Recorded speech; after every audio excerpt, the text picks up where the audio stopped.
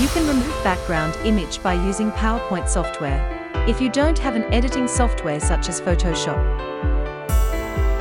Assuming you have two images in your PowerPoint slide.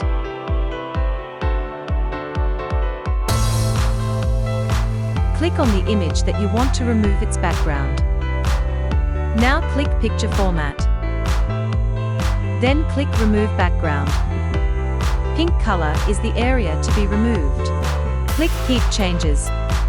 Now your fish image has no background. You can place your image anywhere you like. It's easy, isn't it?